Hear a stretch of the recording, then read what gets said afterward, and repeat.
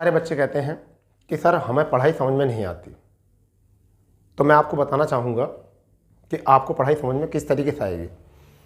जब आपको इस पढ़ाई में कुछ नया करना है, जब इस पढ़ाई में आपको कुछ नया करना है और इस भीड़ से आपको कुछ अलग रहना है, तो आपको भीड़ का हिस्सा बनना ही नहीं है। भीड़ का हिस्सा क्यों नहीं बनना है?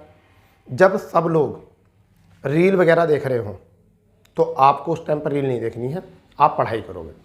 जब सब लोग सो रहे हैं, आराम कर रहे हैं, तो आप लोगों को सोना नहीं है, आराम नहीं करना है, आपको पढ़ना है।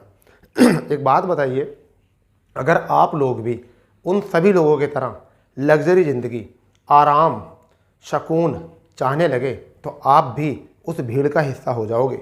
अगर आपको उस भीड़ से अपने आप को अलग करना है तो आपको कुछ अलग चीज़ें करनी होंगी, कुछ त्याग करना होगा। ठीक है, मान लीजिए कोई आपका मित्र शादी में जा रहा है परंतु वो आपके साथ कंपटीशन में नहीं है। ठीक है, तो वह उसका शादी एक पात्र काम हो सकता है, एक काम हो सकता है, शायद उसका काम उससे चल जाए। परंतु अगर आप शादी में गए, आपकी पढ़ाई छूट गई, तो शायद आपकी जो है पढ़ाई छूटने से आपका भविष्य जो है वो दांव पर लग सकता है। ठीक है, एक और बात, दोस्ती जो है अपने को देख के करो और अक्सर ऐसे लोगों से दोस्ती बनाओ जो आप ही के क्षेत्र में हो। जैसे कि अगर कोई कंपटीशन में है तो आप उससे ही दोस्ती करो, क्योंकि जब दोस्ती उससे करोगे तो वह कंपटीशन में जब जितनी मेहनत करेगा आप उससे देखकर थोड़ी ज़्यादा भी कर सकते हो, उस जैसे भी कर सकते हो। सपोज़ करो कि आपने किसी व्यक्ति से दोस्ती की, ठीक है, और वो व्यक्ति जो है, वो व्यक्ति अगर वो कंपटीशन में है तुम्हारे साथ, उसका बैकग्राउंड बहुत मजबूत है, वो कम से कम 500 बीघे ज़मीन उसके पास है, अगर उसकी नौकरी नहीं भी लगी, तो वो कोई बिजनेस कर लेगा, अपनी खेती बाड़ी कर लेगा। परंतु आपके पास ज़मीन नहीं है, मान लीजिए 1 बीघा भी ज़मीन आपके पास नहीं, और आपने उसी की तरह पढ़ना शुरू कर दिया, उसी की तरह रहना शुरू कर दिया, उसी की तरह खान पीन शुरू कर दिया, तो फिर वो तो एक बार को फेल होकर अपनी खेती बाड़ी देख लेगा, मगर तुम तो फुटपाथ पर आ जाओगे। किस पर आ जाओगे? फुटपाथ पर जाओगे। तो इसलिए हमेशा जब भी अपनी क्लास में दोस्ती करो और किसी को देखकर अपनी तैयारी करो, तो पहले उसका ये देख लीजिए कि वह किस बैकग्राउंड से आता है।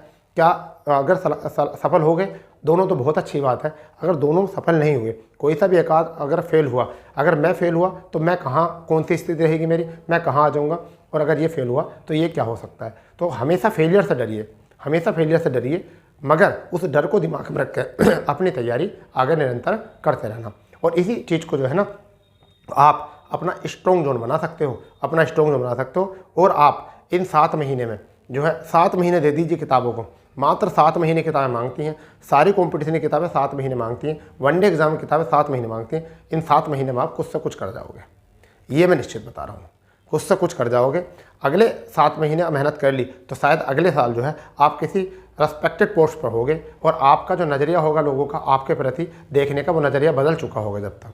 तो इसलिए मेरा कहना यह है कि बस 7 महीने लग जाइए, ये ज़िंदगी जो है आपकी 7 महीने मांग रही है केवल अपना नया मोड़ लेने के लिए। तो आप 7 महीने दे दीजिए अपनी ज़िंदगी को नया मोड़ देने के लिए, मैं तो यही कहूँगा।